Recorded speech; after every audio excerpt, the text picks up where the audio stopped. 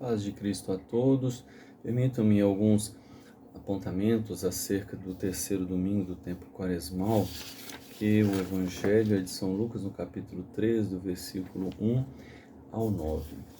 O tempo quaresmal é esse tempo em que refletimos os aspectos centrais da expressividade da identidade cristã. E nos coloca agora, esse terceiro domingo, a refletir justamente sobre a motivação fundamental da existência do ser cristão. O que norteia, quais são as motivações da busca da vida cristã. O texto começa no capítulo 13, colocando que um tempo de graça, podendo indicar que ocorreu um evento que só pode ser entendido na lógica divina. Então, neste mesmo tempo, contavam alguns o que tinha acontecido a certos galileus. A expressão coloca presenças, algumas pessoas que chegam falando de certos. Aqui então presenças indefinidas e também acontecimentos que só Lucas vai trazer e não se encontra essas narrações em outros textos ou também por historiadores que relatam os mesmos acontecimentos.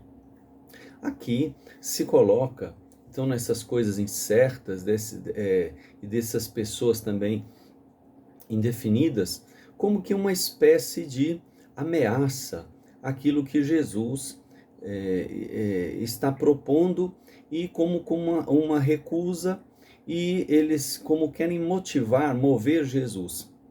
E é então assim que nós entendemos também as motivações cristãs. Eles estão como que querendo intimidar Jesus, ameaçar a sua pessoa.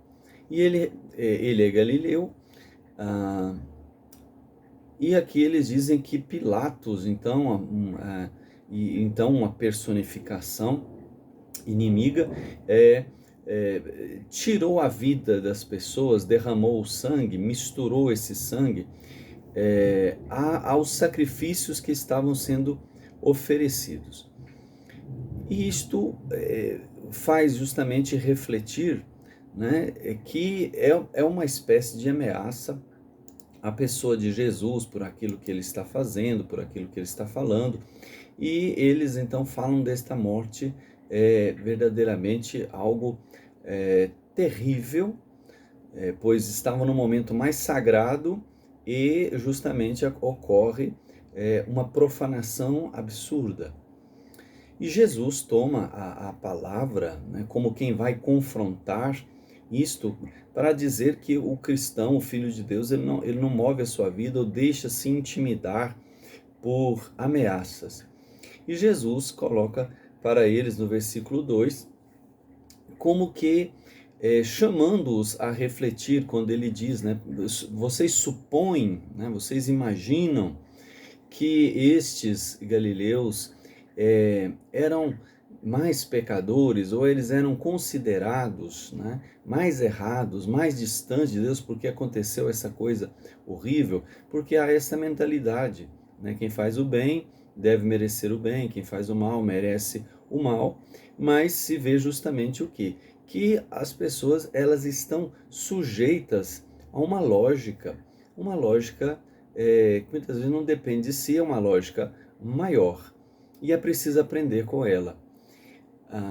Do que todos foram mais pecadores do que todos os outros, né? É uma referência que qualquer outro também, e sem exclusão, que independe, né, de onde essas pessoas, se galileus ou não, né, por ter acontecido dessa forma, né, e Jesus, né, morrer desse modo, né, como que uma verdadeira paixão.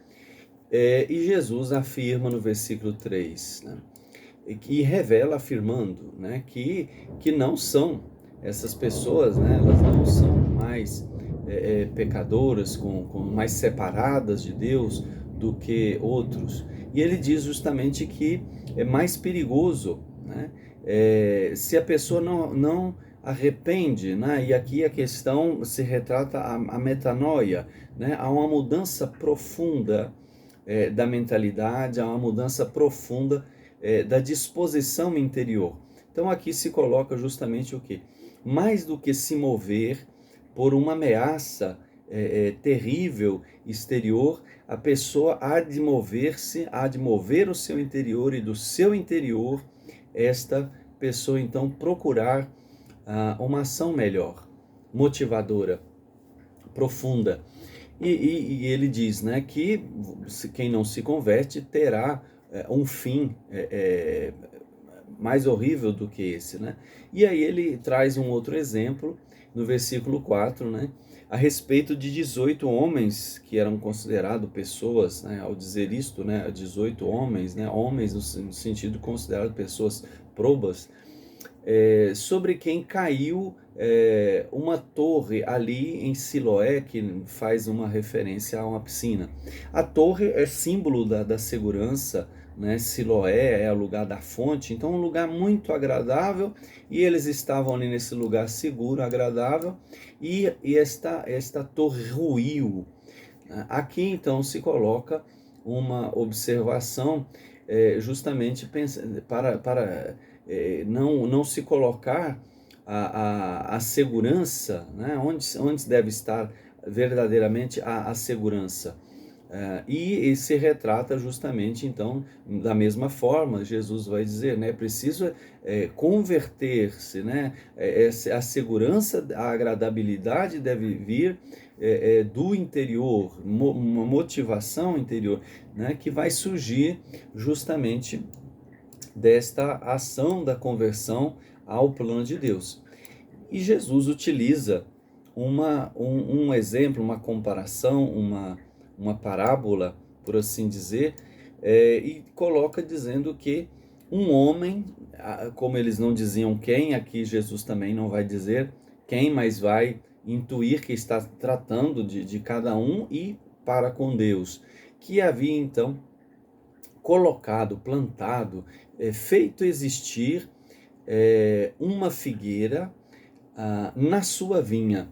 E a forma aqui de dizer da vinha não se refere, não, parece que não se refere tanto ao produzir uvas, mas no vinhedo, que no vinhedo na sua dimensão de entrelaçamento dos seus ramos, e aqui nos faz justamente pensar nas relações.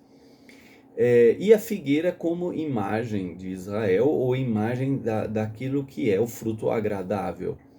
E ele diz que, indo buscar fruto, ou seja, é o objetivo, aquilo que espera, né? O fruto é sempre aquilo que é esperado, ele não o achou. Como aqui colocasse, será que não tem solução? Mas como assim? Jesus quer passar a imagem de que, desculpe, a imagem de que Deus, ele entrelaça a pessoa no seu amor, para que a pessoa dê o fruto, não o fruto dele, da vinha, mas o fruto próprio, aquilo que é da vocação própria. E ele diz ao agricultor, como esta pessoa responsável pelos relacionamentos. Venho 3 anos aqui procurando o fruto, aquilo que é esperado, um objetivo, e não encontro. Corta esta figueira, ou seja, como se não encontro, como se não tivesse solução. A pessoa está envolvida pelo relacionamento de Deus, mas a pessoa não está respondendo em si, relacionando-se com Deus. Corta, é como se aqui fosse um golpe que separa, extermina a vida. No entanto, o versículo 8 diz que o vinhateiro, ou seja, aquele que é responsável pelas relações, ou seja, este relacionar, diz, né, deixa mais esse ano. Então o tempo quaresmal nos recorda justamente o que? Um tempo da graça de Deus. E ele diz, né, para frisar que Deus é o responsável e está se esforçando para que tenha o objetivo. Cavarei em volta nesta imagem justamente, né, desse cuidado de Deus em redor, ou seja, procurarei, né, cercar de todos os modos essa ternura de Deus, essa presença de Deus, os sinais de Deus, e lhe deitarei ali adubo, ou seja, lançar com as próprias mãos, ou seja, o próprio agir de Deus, aquilo que vai nutrir a vitalidade e aquilo que também toca o coração. E no versículo 9, expõe-se de uma forma que atinge a consciência, quando ele diz, né, talvez depois disso, aqui faz justamente pensar, né, que a consciência será provada. Né? Caso contrário, se não der fruto, então mandarás cortar, ou seja, o próprio Deus com direito dará esse golpe que termina, separa pela condenação eterna, onde a pessoa é a responsável por aquilo que acontece e não pode de forma alguma desculpar ou responsabilizar a algum outro, por mais terrível que sejam os acontecimentos. Então, aqui nos parece justamente quando esta experiência do sacrifício, na primeira leitura ouvimos, né, Moisés que chega num lugar deserto, e ali ele quer se aproximar, e Deus diz, não, calma, aqui é um lugar sagrado. Então a pessoa ter a disposição da sacralidade em si, e nesta questão da segurança, São Paulo vai dizer, né, cuidado para quem acha que está de pé, ou seja, para quem acha que está muito seguro e não precisa se converter, não precisa mudar. Então nos parece justamente que o tempo quaresmal é esse tempo que a pessoa toma consciência da vida toda, que a vida toda é cuidada por Deus, é motivada por Deus. Então que nós, né, nos coloquemos nessa motivação, sabendo, reconhecendo que Deus é quem cuida de nós, nos movemos não por ameaças, mas somos movidos e nutridos pela bondade, pelo amor de Deus. Então que possamos dar os frutos, um fruto desta sacralidade, seguros na fidelidade a Deus. Boa quaresma, boa caminhada para a Páscoa, nos motivemos pelo Senhor e pela sua bondade, pelo seu amor.